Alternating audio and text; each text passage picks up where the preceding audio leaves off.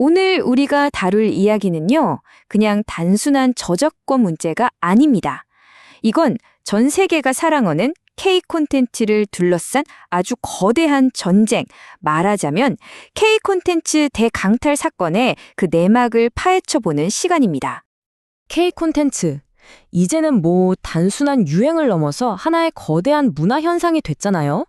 그 창의적인 스토리랑 섬세한 감정 표현 때문에 전 세계가 열광하고 있죠.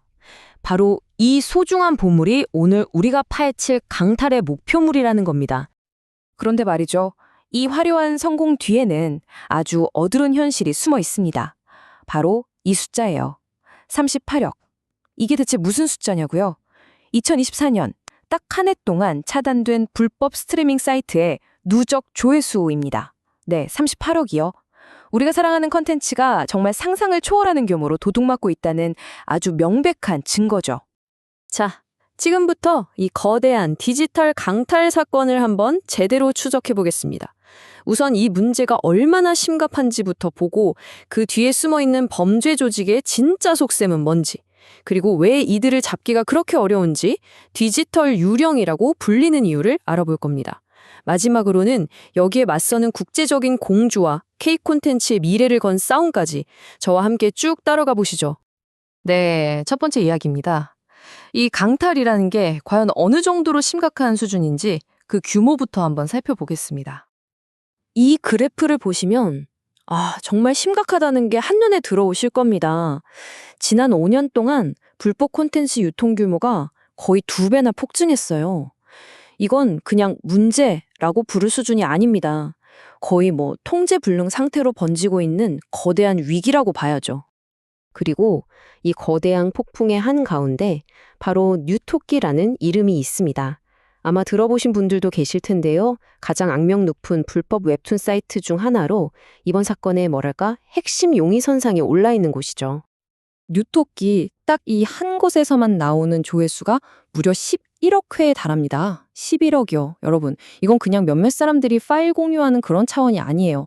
이 숫자 자체가 뭘 증명하냐면 이게 하나의 거대한 기업처럼 아주 조직적으로 움직이는 범죄 산업이라는 걸 보여주는 겁니다. 자, 그럼 궁금해지죠. 이 범죄 조직들은 대체 왜 이렇게까지 하는 걸까요? 그냥 돈 때문일까요? 다음 파트에서 그들의 진짜 동기를 한번 깊숙이 파헤쳐 보겠습니다.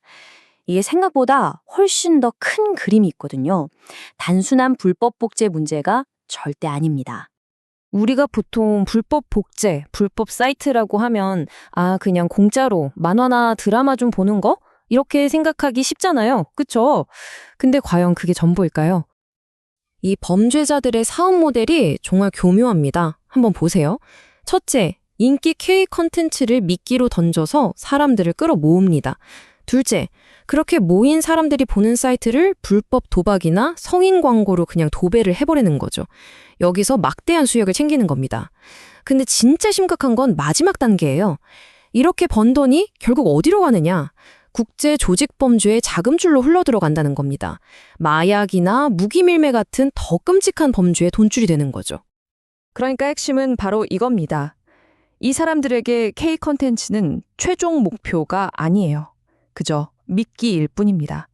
더 큰 돈이 되는 불법 도박 같은 끔찍한 범죄 산업으로 사람들을 끌어들이기 위한 아주 효과적인 도구로 악용하고 있는 거죠. 그럼 이 사람들은 대체 어떻게 이렇게 대놓고 범죄를 저지르면서도 법망을 피해가는 걸까요? 수사관들이 왜 이들을 디지털 유령이라고 부르는지 이제 그 이유를 한번 알아보겠습니다. 아마 많은 분들이 이렇게 생각하실 거예요. 아니, 그냥 사이트 딱 막아버리면 되는 거 아니야? 라고요. 저도 처음엔 그렇게 생각했거든요. 근데 현실은 그렇게 간단한 문제가 아니더라고요. 이걸 디지털 히드라 문제라고 부르는데요. 신화 속에 나오는 그 머리를 잘라도 계속해서 새 머리가 돋아나는 괴물 히드라 있잖아요. 딱 그겁니다. 사이트 하나를 힘들게 찾아내서 폐쇄하면 주소만 살짝 바꿔서 바로 다음날 다른 사이트가 생겨나요. 서버는 또 추적이 어려워 해외에 숨겨두고요. 돈은 추적이 사실상 불가능한 암호화폐로 주고받으면서 자금 흐름을 완벽하게 숨겨버립니다. 그러니까 사실상 우리 법의 힘이 닿지 않는 거대한 사각지대가 만들어져 버리는 거죠. 이 차이가 바로 핵심입니다. 우리가 사는 현실 세계의 범죄는 예를 들어 서울에서 일어났으면 당연히 한국 경찰이 수사하죠. 관할권이 명확하니까요. 하지만 국경이 없는 사이버 공간은 완전히 다릅니다.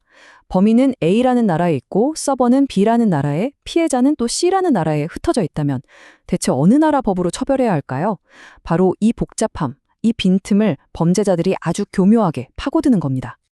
자, 그렇다면 이렇게 국경도 없이 활개치는 범죄에 맞서서 우리는 뭘 할 수 있을까요? 지금까지 문제의 심각성을 봤다면 이제부터는 해결책으로 넘어가 보겠습니다. 국제사회가 어떻게 반격을 준비하고 있는지 살펴보죠. 해답은 어찌 보면 간단합니다. 국경 없는 범죄와 싸우는 유일한 방법은 바로 국경 없는 동맹뿐입니다. 그래서 국제사회가 머리를 맞대고 법적인 글로벌 스탠다드를 만들고 있는 겁니다. 예전에 있던 부다페스트 협약이라는 게 있긴 했는데 이걸로는 부족하니까 더 강력한 새로운 유엔 협약을 만들고 있는 거죠. 이건 최신 디지털 범죄까지 전부 다루고요. 무엇보다 국가 간에 실시간으로 데이터를 공유하도록 해서 협력을 강화하는 걸 목표로 하고 있습니다. 범죄자들이 더는 여기는 우리 법이 적용한대 하면서 빠져나갈 구멍을 없애버리겠다는 겁니다. 결국 이 글로벌 동맹은 크게 세 가지 축으로 움직인다고 보시면 됩니다. 첫째, 방금 말씀드린 유엔 협약처럼 튼튼한 국제법이라는 법적 근거를 만들고, 둘째, 인터폴을 중심으로 각국 경찰이 손발을 맞춰서 함께 수사하는 공조를 강화하고, 그리고 셋째, 한 나라 안에서도 문화부, 법무부, 경찰청, 외교부 같은 부처들이 각자 따로 놀지 않고 하나의 팀처럼 움직이는 통합대응 시스템을 만드는 것. 이 세 가지가 동시에 돌아가야 하는 거죠. 자, 이제 마지막 이야기입니다. 이 싸움이 단순히 돈 문제를 넘어서 우리에게 왜 그렇게 중요한지 그 진짜 의미를 한번 짚어보겠습니다. 이분의 말씀에 모든 게 담겨 있는 것 같습니다. 한국 디지털 컨텐츠 창작자 협회 김동훈 회장님의 말인데요. 이것은 단순히 경제적 손실이 아닙니다. 창작자의 영혼을 갉아먹고 창작 의지를 꺾는 행위입니다. 숫자 뒤에는 정말 자신의 인생을 갈아 넣어서 하나의 작품을 만들어낸 창작자들의 피와 땀, 그리고 고통이 있는 겁니다. 불법 유통은 그냥 돈을 훔치는 게 아니라 그 창작의 의지 자체를 파괴하는 행위라는 거죠. 바로 그렇기 때문에 이 싸움은 단순히 몇몇 컨텐츠를 보호하는 차원의 문제가 아닙니다.